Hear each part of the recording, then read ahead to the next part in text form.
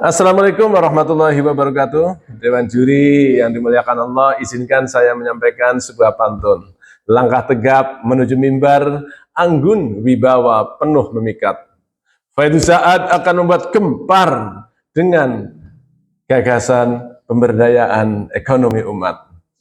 Dewan juri, perkenalkan saya Faidu Sa'ad dari Jawa Tengah, akan mempresentasikan tentang pemberdayaan ekonomi umat melalui Masjid Taklim Al-Barokah dengan program infak produktif dengan tagline berinfak lebih cerdas, berpahala lebih luas. Sebelumnya izinkan saya mutarkan sebuah video dengan durasi 1 menit 16 detik.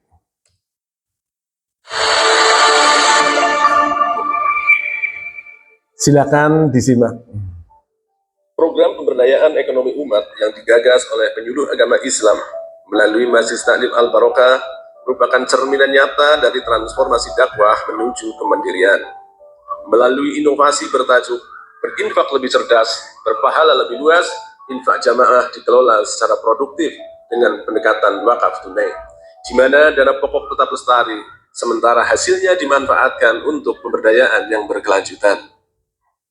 Penguatan ekonomi umat tidak hanya diwujudkan dalam bentuk perputaran dana infak bergulir bernilai miliaran rupiah, tetapi juga melalui sinergi usaha dagang berbasis leasing yang dikelola oleh Majelis Taklim. Dampak nyatanya terasa langsung di tengah masyarakat. Pelatihan keterampilan seperti pembuatan produk pangan dan kerajinan membuka peluang usaha, meningkatkan kesejahteraan dan menumbuhkan semangat kemandirian jamaah. Majelis Taklim Al-Barokah kini tumbuh sebagai entitas sosial keagamaan yang mandiri, mampu membiayai operasional dakwah, kegiatan sosial, serta program pemberdayaan secara berkesinambungan. Terima kasih. Latar belakang dari program yang kami lakukan yaitu berinfak lebih cerdas, berpahala lebih luas, dilatar belakangi sebagai berikut. Yang pertama adalah adanya paradok tentang orang Islam kaya namun umat Islam miskin. Hal ini senada dengan apa yang disampaikan oleh Gus Dur kepada beliau Profesor Dr. Nazaruddin Umar MA.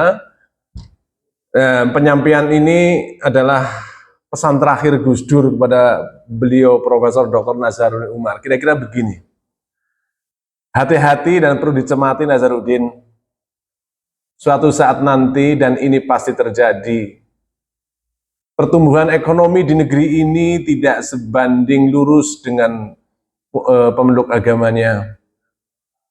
Kemudian profesor yang merasa belum paham dengan apa yang disampaikan Gus Dur minta penjelasan selanjutnya, maksudnya apa Gus, begitu katanya. Kemudian Gus Dur melanjutkan, ini perlu dicermati dan harus dicarikan solusinya. Suatu saat nanti pertumbuhan ekonomi tidak sebanding lurus dengan pemeluknya. Kelompok minoritas agama di negeri ini menguasai ekonomi, sementara kelompok mayoritas agamanya hanya menjadi penonton. Dan ini harus dicarikan solusinya. Yang kedua adalah budaya infak sudah sangat baik di negeri Indonesia, namun masih bersifat konsumtif, sekali habis. Yang ketiga, lembaga filantropis seperti Basnas pada saat itu untuk pentasarupannya masih dibatasi aturan fikih, yaitu harus hibah, harus perorangan, dan tidak boleh digulirkan atau ditarik kembali. Karena keterbatasan modal umat yang seperti itulah, dan latar belakang seperti itu, kami menggerakkan program berinfak lebih cerdas, bermanfaat lebih luas melalui Masjid Taklim Al-Barokah yang kami dirikan. Masjid Taklim ini awalnya adalah untuk tahsin bacaan Al-Quran, selanjutnya tadarus, dan juga beberapa kajian-kajian. Kami gerakan untuk menggerakkan infak produktif.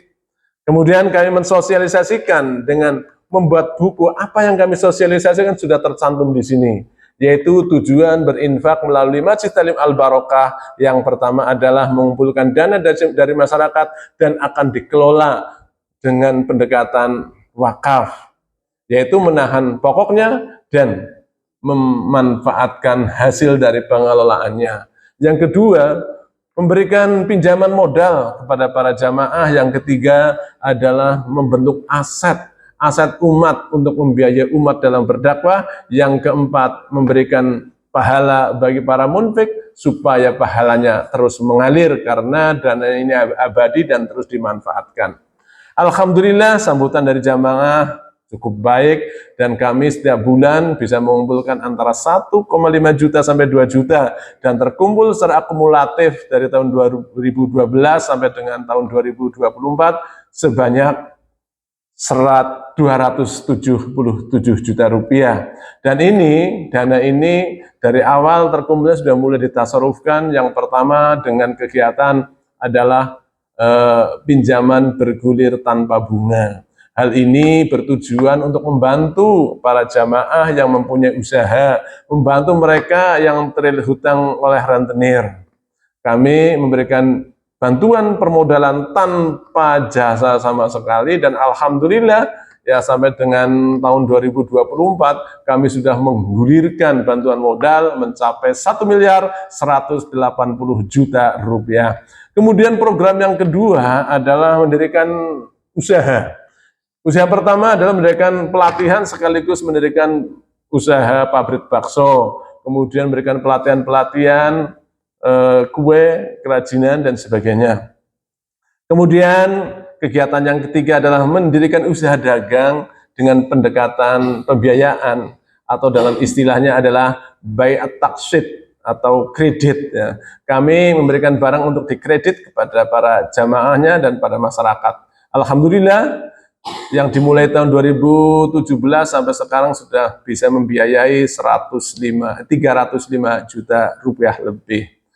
Dan kemudian kegiatan yang ketiga dalam rangka memberikan bantuan sosial, mendukung para jamaah, para umat yang kurang mampu, kami memberikan mobil layanan umat. Tujuannya adalah mengantar mereka yang sakit gratis, kemudian tidak mampu, yang akan menggunakan juga dipersilahkan gratis ya tanpa membayar. Dan kegiatan-kegiatan lain setelah kegiatan-kegiatan tersebut memperoleh hasil, ya kegiatan ini juga diberikan lagi kepada jamaah beberapa kegiatan bantuan sembako yang sakit, santunan, termasuk membayar beberapa kegiatan seperti ziarah, subsidi ziarah ya untuk santunan, untuk pendidikan dan sebagainya. Ini gambaran beberapa produk dari Masjid Talim Al Barokah.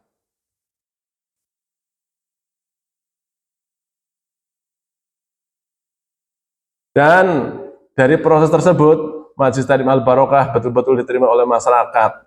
Majelis Taklim, dampak dari kegiatan ini adalah jamaah mempunyai sumber dana atau modal yang berkelanjutan, bisa mengikis praktek riba, dan menjadi tempat studi banding. Majelis Taklim Al Barokah menjadi tempat studi banding dari berbagai lembaga dan Majelis Taklim, bukan hanya di Kabupaten Banyumas, tapi juga dari luar Kabupaten Banyumas. Demikian paparan dari kami. Untuk data-data keuangan semuanya ada di buku laporan keuangan ini. Ada beberapa buku karena dari Majelis Taklim Al Barokah ada beberapa bendahara jumlah sampai 9. Ini bisa dilihat di sini tentang kegiatan-kegiatannya.